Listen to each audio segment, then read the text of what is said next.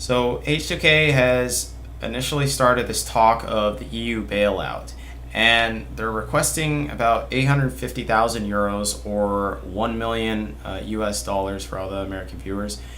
And H2k also respects that Riot has made this initial investment to create this great League of Legends game, and that it's risky for a business to do such an initial investment, and that although them, along with other esports teams, have brought Riot to where they are today, they do respect that Riot made the initial move. And I'm saying that, yeah, you are correct, and that you are kind of piggybacking off of a company, and plenty of companies have done that before, with Microsoft or with Apple. And basically, he's kind of like this metal worker, that works for Tesla and that supplies Tesla all the metal for their cars, and he's going up to them saying, hey, you're making a ton of money now, like maybe I could get some of that, like I helped you out from the beginning, like I need something back in return. And that's fair, I think, to an extent. And H2k want rev sharing, which is very reasonable as well, because that's happening over in North America. Basically, rev sharing, as simplistic as I can say it, is mostly about the broadcasting rights, and how a broadcaster like ESPN would pay Riot to broadcast the game, and then Riot would then dole out some of that money that they got from ESPN over into all the teams that are within the league. It's basically rev sharing in a nutshell. And H2k has cited an annual loss of about €1 million. And right now they're worried that there's going to be a European player exodus, and that all these players from Europe are going to move over to, say, North America, because they could make a bigger paycheck over there. And, all of them speak English and whatnot. And this isn't the first time that H2k has complained about a financial crisis, I guess. And that before, if you guys remember, they had a word about Team Ember, and how Team Ember released their player salaries, and they said, look, this is how much all of our players make. I think every team should release their player's salary so that all the players actually know what they're making, and they're able to negotiate their salary, which it's a common tactic to do, so that if you're a new player, you actually know what you're worth at that time. Because right now, players don't really know what they're worth once they're entering the scene, or even if they've been in the scene for a while, because they don't know how much everyone else makes. Everything is very hush-hush. And H2k Rich specifically said, well, if you're revealing player salary, then you need to reveal organization's revenue as well, because organization may not be able to pay a player a large amount, like, say for instance TSM. They might not be able to pay as much, but they're paying the same percentage of the whole organization's revenue, right? They're still paying all these players 10% of what the org makes, to each specific player. And that was basically his whole point. But I mean, again, to go back to that, like, money talks. Like, sorry, like, if your business sucks so much that you can't pay your players a certain amount, you can't blame them if they're gonna go to another business. Like, it doesn't matter how much your organization makes. Like, I don't care as a player. Like, I'm trying to make money, and if this other team is going to pay me more money, like, no one cares what your organization makes, right? And so he's basically saying that he wants to look good in the public face, and that fans should understand, like, hey, I can only afford to pay these players this certain amount. Sorry. So this isn't the first time H2k has complained about finances. And in the Esports Observer article that was just released recently, Rich broke down his finances to ensure people understand the cost of operating an esports team. He talks about that it costs, for the social media and all the videos, and the team house, the food, player's salary, the managerial salary, the lawyers, like everything, And he's just showing that it's very reasonable once you break down exactly where all the money is flowing, and that, he's not spending money on, a home theater system with like all the newest Blu-ray movies or something. So he's just breaking it down to all the plebs so that they understand. But he also says that in 2016, Riot agreed to increase the world's prize pool by 25% of revenues generated by the world skin. And it was only done for 6 weeks, and then Riot took 75% of that world skin. And he's saying that 75% could have funded NA and EU teams what they were seeking in 2016 from Riot collectively. So then he makes this comparison that he wants a skin, an icon designed by EU fans for both spring and summer split to help fund the EU teams. But those are like completely two different things, right? Like, Riot is rewarding competitiveness when it comes to the world skin. They're rewarding all these teams for being the best in their region, and they get a part of this prize pool from Worlds for just doing so well and for being badasses, right? But with Rich's idea and I guess the EU skin, it's basically just a way to save EU. And then it comes to the whole logistics of like, how are funds divided, right? Does each team get an equal share regardless of status or debt? Maybe H2k gets the most because they're in debt the most, but Fnatic, gets the least because they're not in debt.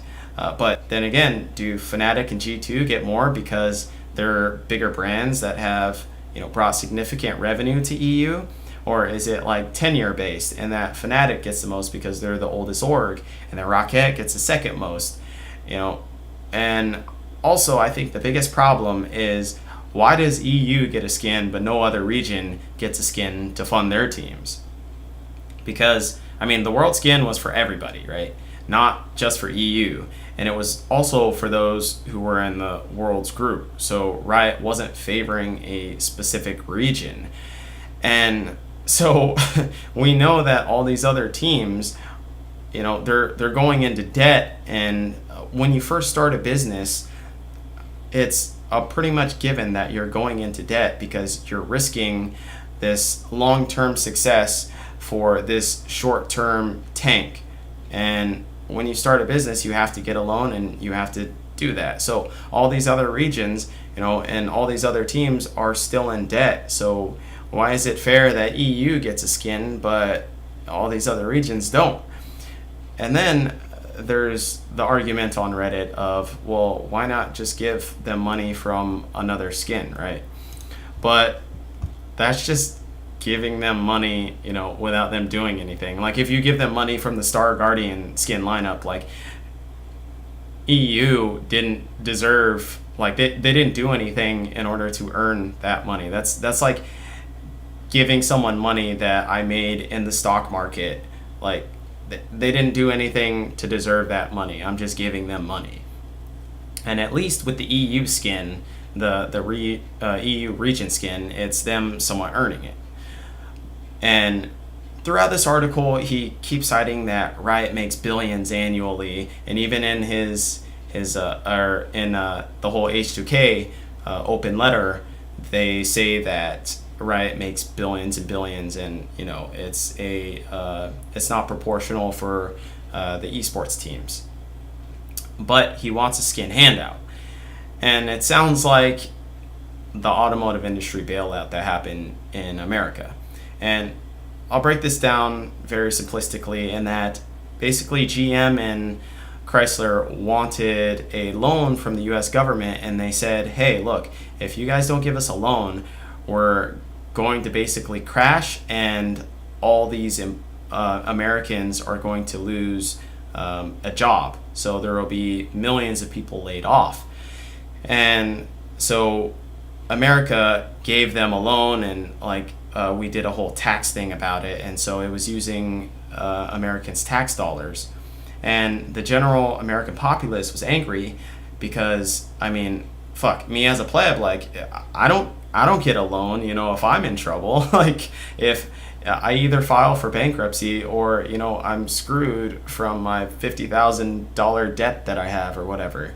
So it's not the same for GM and Chrysler. They're getting like this exemption, and they're saying, because even though you're a failing business and you didn't show that you're able to adapt, here's still money anyways. Toyota was able to adapt with their hybrids, and Nissan was able to adapt with their smaller engines. But no, like, just because you have a shitty business model, here's some extra money so that you can start changing what you're doing now. And that's like if I were a coffee maker or something, and my coffee makers aren't selling. I can't be mad at the general populace or at the government and say, like, what the hell? Like, my coffee makers aren't selling. Like, no, it's because you're making shitty coffee makers, okay? So, like, that's your fault. That's the American way, right? You have this freedom to do whatever you want, to create your own business. But with that freedom just comes with, this risk that you could fail, and that, you could go into debt. So the skin idea is because there are teams that are insolvent, right?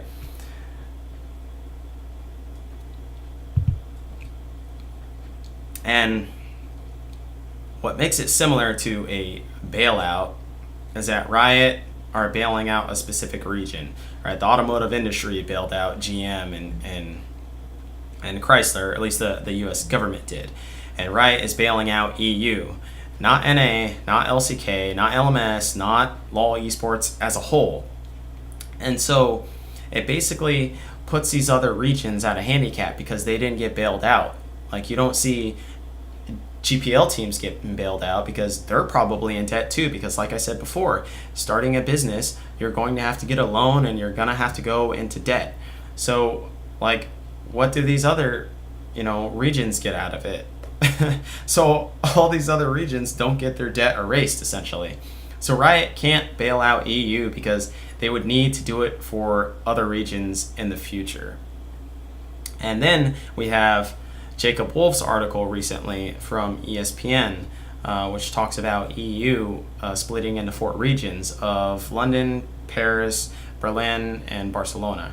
And teams will get licenses to compete for an undetermined amount of time, so that means that there's no risk of relegation.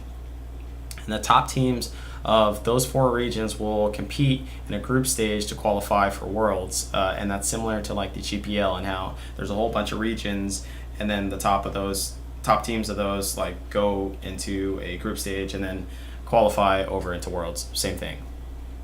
And the current EU LCS teams will get to choose their home region as kind of an ode to say, like, hey, thanks for sticking with us for so long. You get to pick which place that you want to go to market towards that specific audience. But there was no mention of rev share. And so basically, Riot's whole plan is that they want to split all these teams into different regions to offer more endemic sponsorships. So if you're a team that, lives in Paris and operates in Paris, you can then, go to French companies and say, hey, look, we reside in Paris. We want to do a sponsorship deal with you because all of our viewership are French. And then you could start getting like French players on your team and start doing French videos and stuff and just catering to your audience. And this is better as a business model than the whole EU LCS as it is right now, because you have this endemic sponsorship of, this whole small region of France, and then you can still get the big sponsorships like Google or Apple that are worldwide, right? Like, that's not going to be a problem. But the whole EU LCS, it becomes a problem because as it is right now, if a French company wants to sponsor a team, they aren't catering only to the French audience. At least the EU LCS team isn't catering to just the French audience, right? Because they're EU LCS as a whole, the whole of Europe. So their dollars aren't being spent that well because you can only get this product in France, right? They're only trying to put this product to French people.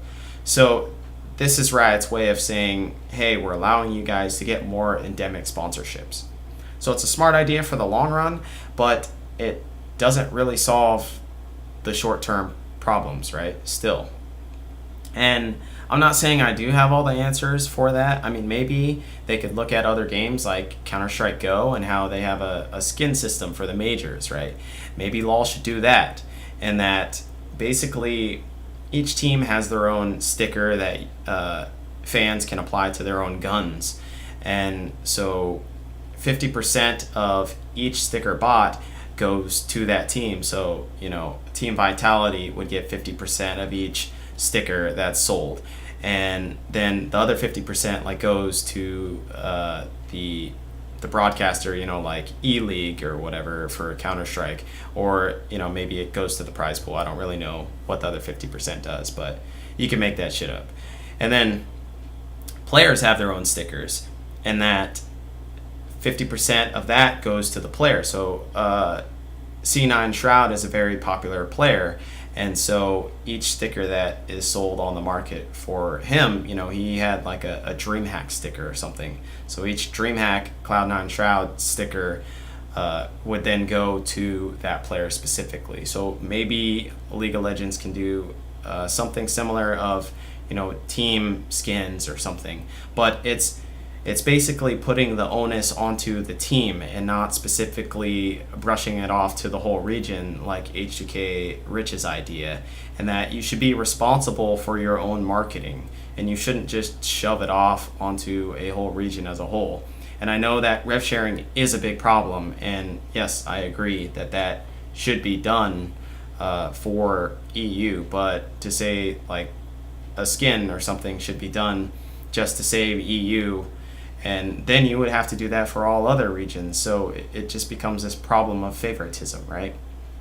And then I think that Europe should probably go back to best of ones, because best of ones, I assume it retains better viewership because there are less games and you can watch all of the teams compete against each other. So it's better for in terms of viewership, but obviously it's going to tank competitiveness a little bit because everyone wanted best of threes since Korea was doing that. So you get more practice on stage, things like that, and it just increases your competitiveness as a region as a whole. But right now, I think EU needs to be saved in terms of economics and stuff. So you should probably move back to best of ones just for the meantime. But those are all my ideas. I think EU is kind of screwed for the short term. Long-term idea for this, splitting into 4 regions is a good idea, but something needs to be done, obviously, for EU. But to just say that there should be a favoritism for EU, like with the EU skin or something, I don't think that's the way to go. I think that's a bad idea. But yes, I will admit that EU isn't making enough money currently as it is right now.